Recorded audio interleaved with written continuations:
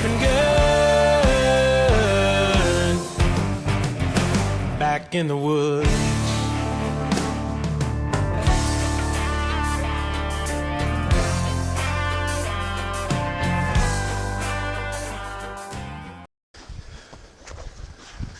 Okay guys, I thought what we'd do today is we've got that small flake, which is one of the flakes that we broke off making those stone tools the other day. Remember I told you it had a fat spot on the bottom we needed to bust off. So that's the first thing we're going to take off of this. This is a really good piece to make an arrowhead out of because it's already, I should say, very, very thin. And it's got some concavity to both sides already. So this is like a 5-minute arrowhead out of something like this. That's why I thought we'd use it today. I've got some pretty simple tools that I'm going to use for this. I've got a piece of leather I'm going to use for a hand pad. I've got a crushed piece of copper here that I use, to shape with. That works pretty easy, and it's just a flattened piece of copper pipe. That's a very simple tool to make. This one needs to be flattened off a little bit. A rubber channel pad. You can make this out of a piece of tire pretty easily. The copper bopper is probably the hardest thing to recreate, but you can use a piece of solid copper if you can find it. This is a piece of solid copper. So if you can find a piece of solid copper and you can afford to buy it, that's better than trying to make something. But this is just a copper cap that's been filled with lead. It's had a screw drop down into the hot lead, and then it's been, let stand, and it's good to go. It's not too difficult to make something like this. And then of course we've got a couple antler flakers here that are real easy to reproduce. Now the Ishi stick is a little bit tougher, but it's just a copper nail basically is all it is, and you could embed that copper nail into a piece of wood. This happens to be a piece of Delron, but you could use wood for this too, and the only thing that does is it gives you leverage when you're trying to bust off flakes. I don't use it as often sometimes as others do, but I do use it quite a bit. If I'm trying to do something really fast, down and dirty, and I just want to get it done, I will use it. You can see right now what I'm trying to do is I want to bust this bottom part off that's below center line to get this piece evened up right off the bat. And if I put that in my channel, there's not much exposure there. So I'm not going to be able to do it on that. I'm going to have to do it just in my hand probably, which makes it a little more difficult. There's a tick right there on that piece of leather pad. Crazy thing, get out of here. Ticks are all over the place this year. Alright, so this is going to be tough to get this off of here. I might even be better off trying to just bust it off of there on my leg and do kind of a little bit of a lap nap on this deal. I'll support this piece back in the back here and just try to grab hold of that and snap it down if I can, just like that. Right now I'm just trying to kind of get rid of that fatness. Not really trying to knock a big deep flake out of there. I'm just trying to get rid of all that fat stuff. As long as I'm supporting that piece on the back side, I won't snap it in half. If I go to pushing it up here, pushing down, I'm liable to break it. But back here, it can still absorb the shock, and it's not going to break. Okay, that got most of that off, and you can see that didn't flake up in there very far, and that's good because I don't want it to.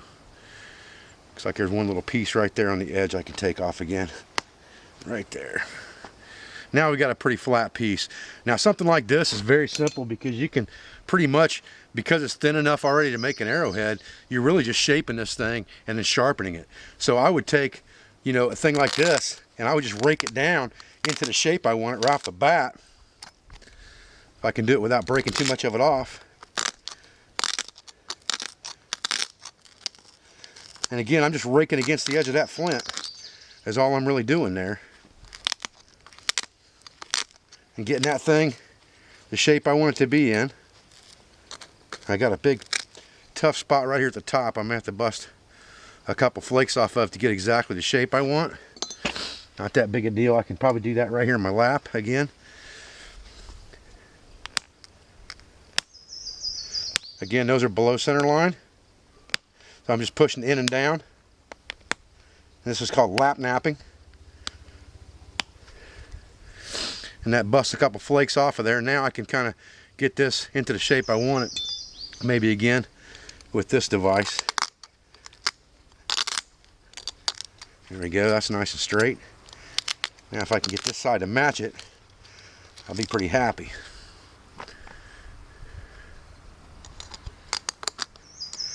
Like I said, this thing's already pretty much an arrowhead. It just needed to be shaped. And that's the difficult part, is to do that without breaking it if you're in a hurry.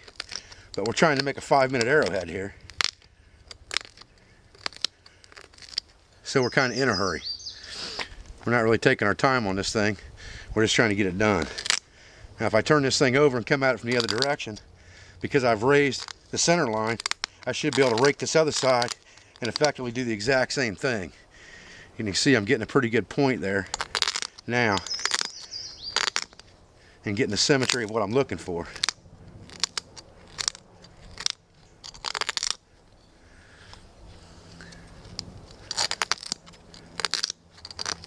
And I've done all of this pretty much so far with just this piece of copper, because that flake's so thin, I really haven't had to mess around too much with breaking flakes off of it. I've knocked a few flakes off of it on the tail end and stuff, but I really haven't knocked too many off. Right now I'm just trying to get this thing down to where I got a point. I'm getting close to that now.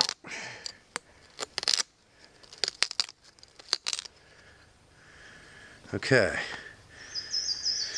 Just a little bit more right here.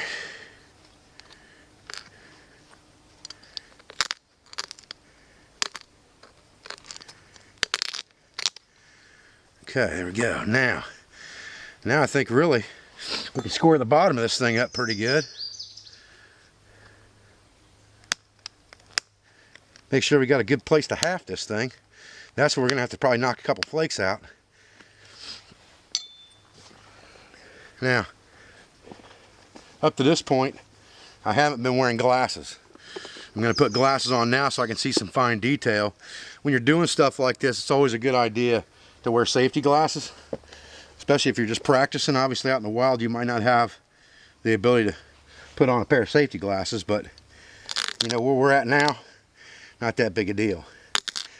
Now I want to kind of get the symmetry here the same on both sides, so I got to kind of shave this off a little bit as well to get these evened up.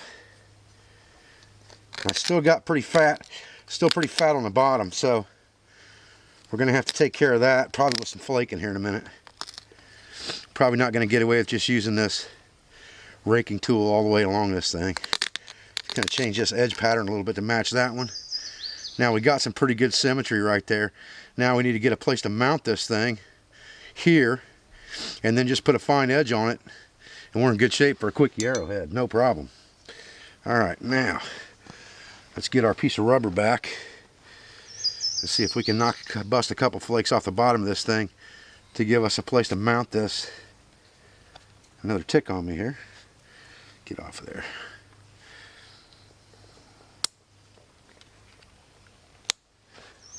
I might get after this with an ishi stick a little bit here.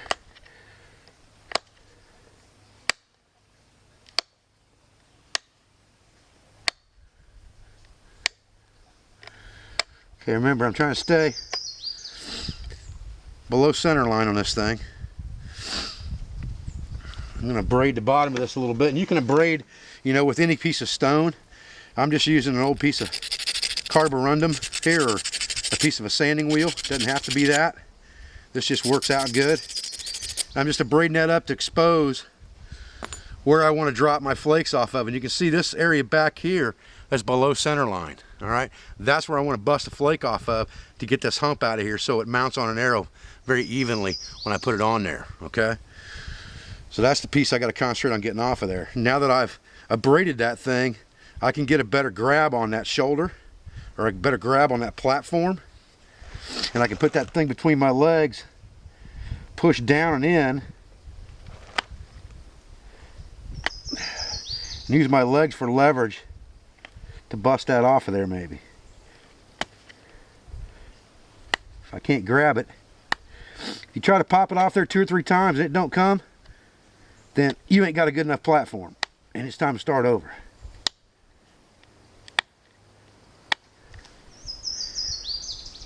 There we go. Even that up a little bit right there. Okay. That's not too shabby. That's not too shabby.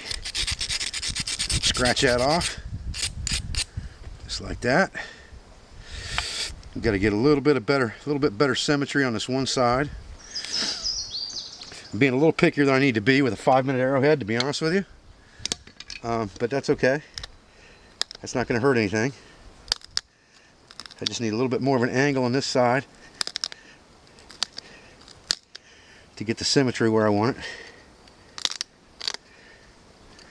Flatten out this thing here.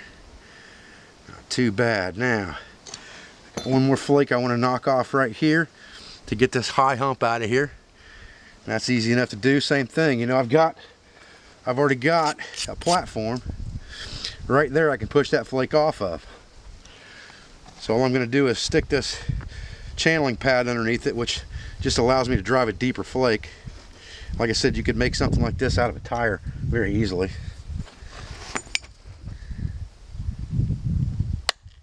Pop.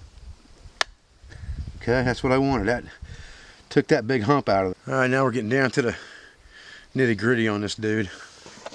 We got to start doing a little bit of fine work on it, so get us a real sharp point here. We really don't have any reason to have to notch this thing. As long as we can haft it up over top like this, we don't really have to notch it. So what we're really looking to do now is we're really just looking to sharpen it. So now we're just taking real small sharpening flakes off this thing to serrate it, just like this.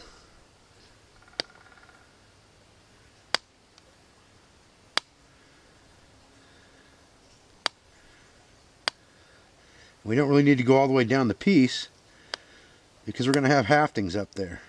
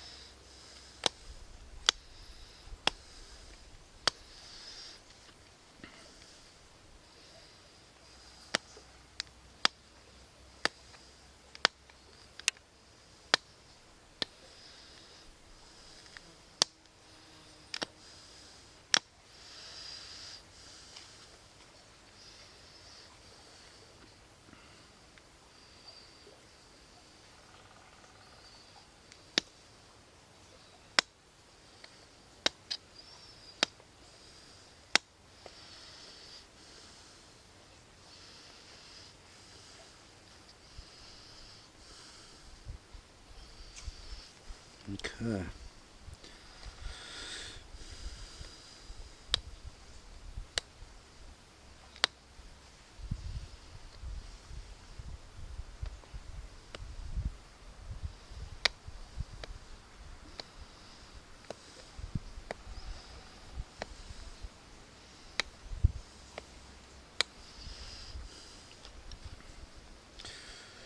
Now that's a pretty thin, pretty good point right there. No problem. I mean, that thing is pretty well straight. We can haft that thing easy enough. We got plenty of room to haft it right there. We put that on an arrow and we're going to be in good shape. That didn't take very long. 5, 6, 7 minutes. Might took a little bit longer than that, but you know, I took my time on some stuff I really didn't need to because that was a pretty flat piece already that we used to make that arrowhead out of. So a quick flat flake like that will make, you know, a 5-minute arrowhead with no problem. Okay, so just for sake of purpose, if we wanted to notch this thing, what I would do is I would come in from the side just like this and start breaking consecutive cones out from the center and just keep pushing inward, breaking those cones out, reaching in with the front of that sharp tool like that,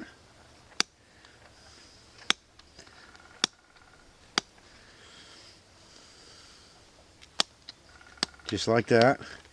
Then I would do the same thing on the other side. I would try to figure out about where I was at, which is kind of right below that ridge. Bust me a flake out. And then I would kind of look at the direction I needed to go there. Like I said, just start popping cones out on one side, flip it over, pop it out off the other side. Just like that.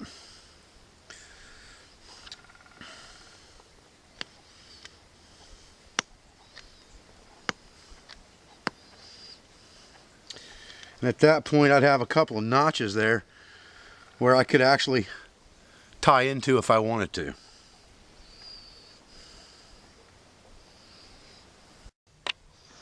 Okay guys, there's our point, ready to be hafted to an arrow.